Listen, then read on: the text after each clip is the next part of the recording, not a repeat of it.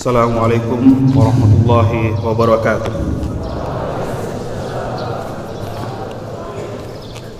Allahu Akbar, Allahu Akbar, Allahu Akbar, Allahu Akbar, Allahu Akbar, Allahu Akbar, Allahu Akbar kabira, walhamdulillahi katsira, wa subhanallahi bukratan wa asila.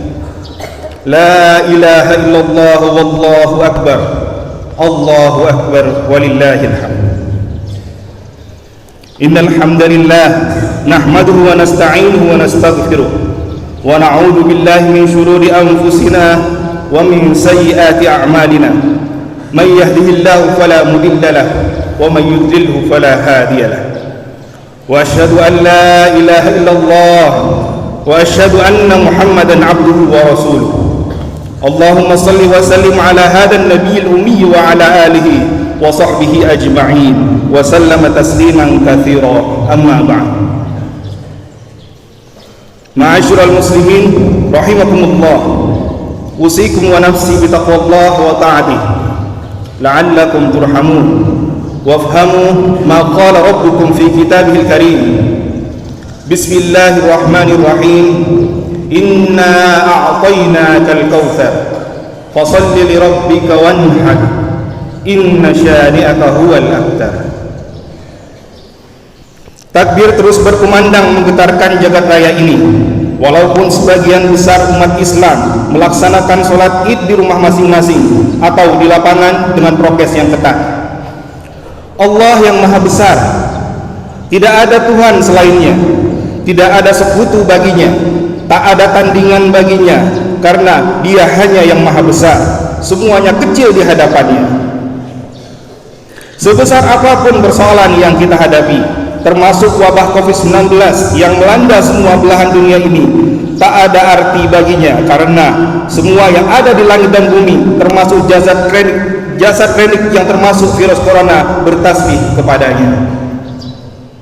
Karena itu, marilah di hari raya ini kita hiasi lisan-lisan kita dengan takbir, tahmid, tasbih dan tahlil, sehingga menggetarkan jiwa kita untuk selalu tunduk dan patuh kepadanya. Karena setiap musibah yang Allah turunkan kepada kita sesungguhnya untuk mengingatkan agar kita kembali kepadanya, untuk selalu berharap dan meminta pertolongannya. Mari kita doakan kerabat kita, sahabat-sahabat kita, tetangga kita, dan para ulama yang telah dulu wafat, baik karena wabah COVID atau yang lainnya.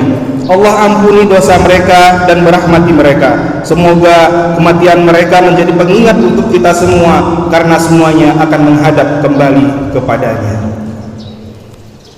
Allahu Akbar, Allahu Akbar, Allahu Akbar, la ilaha illallah wallahu akbar, Allahu akbar walillahil hamd. Masyairul muslimin rahimakumullah, umat Islam sesungguhnya umat yang peduli dengan kesehatan dirinya dan lingkungannya. Syariat kurban yang merupakan sejejak dari Nabi Ibrahim alaihissalam tidak sekedar bentuk penghambaan kepada Allah, juga memiliki dimensi lainnya, seperti dimensi sosial, yaitu berbagi dengan sesama, dimensi ekonomi dengan menggairahkan industri peternakan, juga berdimensi kesehatan untuk memenuhi kebutuhan nutrisi masyarakat muslim. Dan masih banyak saudara-saudara kita yang menganggap daging adalah makanan yang mahal dan jarang dikonsumsi.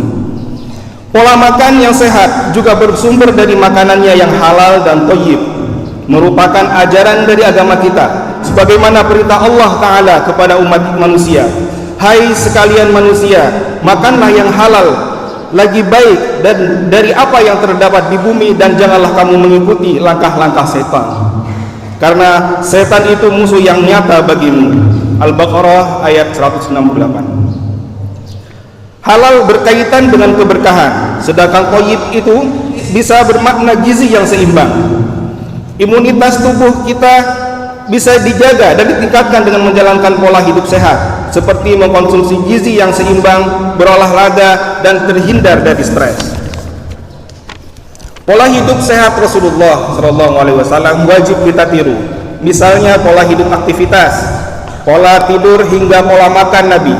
Nabi bersabda, orang mukmin itu makan dalam 1 usus, sedangkan orang kafir makan dengan 7 usus. Hadis riwayat Bukhari Muslim.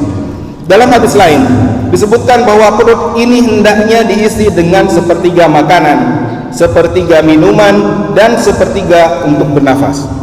Terbukti secara ilmiah, perut salah satu sumber penyakit terbesar. Karena itu orang yang makan selalu kekenyangan beresiko timbulnya berbagai penyakit. Allah Ta'ala berfirman, kulu washrabu wala tusrifu innahu la yuhibbul musrifin. Dan makanlah dan minumlah kalian, namun jangan berlebih-lebih. Sesungguhnya Allah tidak menyukai orang yang suka bersikap berlebihan. Al-A'raf ayat 31. Karena itulah ada syariat puasa dalam ajaran Islam, baik puasa wajib di bulan Ramadan maupun puasa sunnah seperti puasa Senin dan Kamis, puasa Ayyamul Bid. Secara ilmiah, puasa ternyata bermanfaat untuk regenerasi sel dalam tubuh kita, kebugaran dan ketenangan jiwa. Setiap hari raya umat Islam diawali dengan puasa. Idul Fitri diawali dengan puasa Ramadan, begitu pula Idul Adha diawali dengan puasa Arafah. Bahkan berpuasa yang dimulai sejak awal hingga 9 Zulhijjah termasuk ibadah yang utama. Nabi bersabda, tidak ada satu amal soleh yang lebih dicintai oleh Allah melebihi amal soleh yang dilakukan selama 10 hari pertama bulan Zulhijjah. Para sahabat bertanya, tidak pula jihad ya Rasulullah? Nabi SAW menjawab, tidak pula jihad kecuali orang yang berangkat jihad dengan jiwa dan hartanya, namun tidak ada yang kembali satupun. Hadis riwayat Abu Daud. Allahu Akbar, Allahu Akbar, Allahu Akbar, la ilaha illallah, wallahu Akbar, Allahu Akbar, walillahil hamd. Ma'asyiral muslimin rahimakumullah, beriman dan bertakwa adalah kunci utama untuk keluar dari krisis multidimensi yang terjadi saat ini, baik krisis kesehatan, krisis ekonomi, maupun krisis akhlak. Allah Ta'ala telah memberikan solusinya, tapi masih banyak di antara kita yang tidak mau mengikuti dan menerapkannya. Iman dan takwa bukanlah sekedar kita berdiam diri, sibuk beribadah di bilik kamar kita atau masjid-masjid kita tanpa melakukan upaya yang konkret untuk menata kehidupan yang lebih baik. Karena sesuai dengan sunnatullah, kita harus berusaha secara maksimal walaupun keputusan akhir ada di tangan Allah, karena Allah yang maha kuasa dan Allah yang maha mengatur. Musibah seperti COVID-19 adalah kehendak Allah Ta'ala sesuai dengan takdir yang ditetapkannya dan kebijaksanaannya.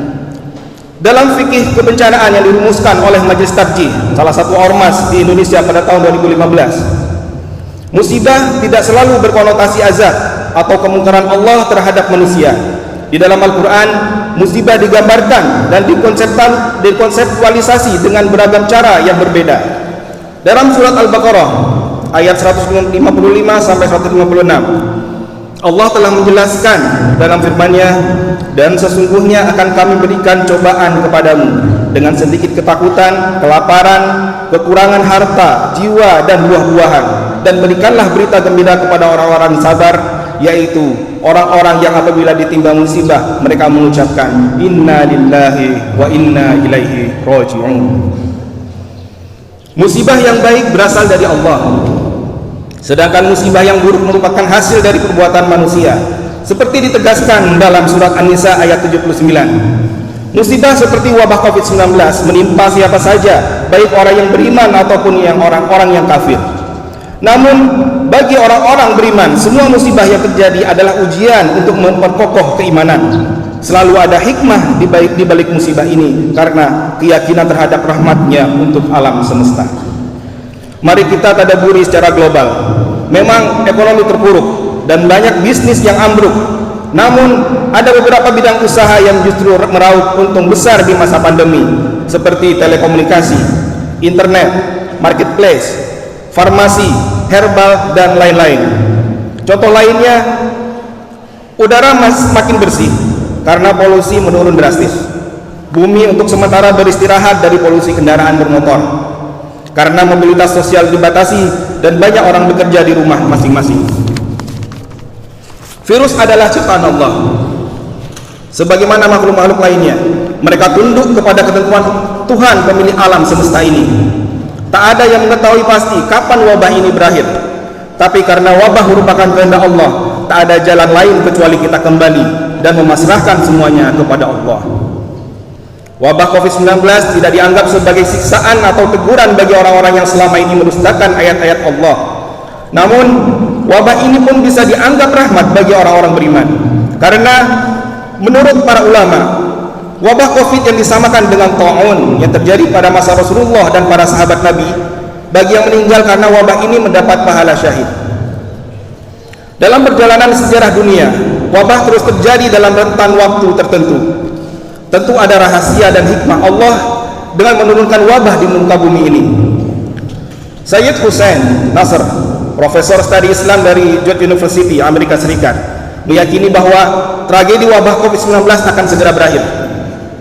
Jumlah kematian yang besar akan menjadi kesempatan untuk kebangkitan spiritual, setidaknya bagi mereka yang cukup cerdas untuk memahaminya. Terbukti, selama pandemi COVID-19, banyak orang yang akhirnya mencari makna melalui jalan agama, seperti survei yang dilakukan Janet Benzet dari University of Copenhagen terhadap 95 negara dengan menggunakan data harian pencarian kata doa di Google Search. Di akhir Maret 2020 menunjukkan angka tertinggi bahwa lebih dari separuh penduduk bumi telah melakukan doa agar wabah COVID-19 segera mereda. Wabah menjadi momen untuk berefleksi lebih mendalam sehingga menemukan pemaknaan-pemaknaan baru. Di saat situasi PPKM darurat ini, kita dituntut untuk melakukan pencerahan spiritual dan mentransformasikan rasa takut menjadi energi positif dan membangun seluruh kesadaran baru kembali menjadi manusia menjalankan fungsi luhur sebagai khalifah di muka bumi, terutama di momen Idul Adha ini. Allahu Akbar, Allahu Akbar, Allahu Akbar, la ilaha illallah, wallahu akbar, Allahu Akbar walillahil hamd. Ma'asyiral muslimin rahimakumullah, khatib kembali mewasiatkan untuk diri sendiri dan jemaah semuanya untuk kembali meneladani jejak Nabi Ibrahim alaihissalam sebagai bapak para nabi. Pengorbanannya yang diabadikan dalam syariat ibadah kurban sesungguhnya untuk memperkokoh keimanan dan penghambaan kita kepada Allah Azza wa Jalla. Kisah penyembelihan Ismail bukan sekedar kisah masa lalu, tapi memiliki relevansi dan pemaknaan di masa kini. Kesabaran dan ketawakalan Ismail mengikuti perintah sang ayah untuk menyembelihnya sesungguhnya karena keimanannya kepada Allah, hingga ia pun berkata kepada Ibrahim sebagaimana diabadikan dalam Al-Quran, qala ya abati if'al ma tu'mar satajiduni insyaallahu minas sabirin. Ismail menjawab, wahai ayahandaku, kerjakanlah apa yang diperintahkan ayahmu, insyaallah engkau akan mendapatiku termasuk orang-orang yang bersabar. As-Saffat 102. Ujian yang maha berat ini berhasil dilalui oleh Nabi Ibrahim bersama putranya, sehingga Allah memberikan jalan keluar dengan mengganti Ismail dengan seekor domba jantan yang besar dan berwarna putih yang dibawa malaikat Jibril dari surga. Allah Subhanahu wa taala berfirman, "Inna hadza lahuwal bala'ul mubin wa fadainahu bidhibhin adzim."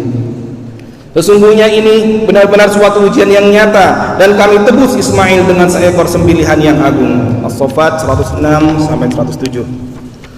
Pengorbanan kita di hari raya Idul Adha ini menjadi bukti pengabdian kita sebagaimana Nabi Ibrahim, sehingga kita terus bermunajat kepada Allah untuk mengganti semua ujian yang kita hadapi, termasuk ujian wabah COVID-19 dengan kehidupan yang lebih baik dan pahala yang besar di akhirat kelak. Semua kesabaran dan tawakal kita insya Allah akan merubah kebaikan tidak hanya di dunia juga di akhirat. Semua kesulitan hidup ini hanya bisa dihadapi dengan sikap bertakwa dan bertawakal kepada Allah. Allah berfirman, barang siapa yang bertakwa kepada Allah, niscaya dia akan membukakan jalan keluar dan memberi rezeki yang tidak disangka-sangka. Dan barang siapa yang bertawakal kepada Allah, niscaya Allah akan mencukupi keperluannya. Sesungguhnya Allah melaksanakan urusan yang dikehendakinya. Sesungguhnya Allah telah mengadakan ketentuan bagi tiap-tiap sesuatu. At-Talaq 2-3. Barakallahu li wa lakum fil Qur'anil azim ونفعني وإياكم بما فيه من الآيات والذكر الحكيم وتقبل مني ومنكم تلاوته إنه هو السميع العليم. أقول قولي هذا واستغفر الله العظيم لي ولكم ولسائر المسلمين والمسلمات فاستغفروه إنه هو الغفور الرحيم. الله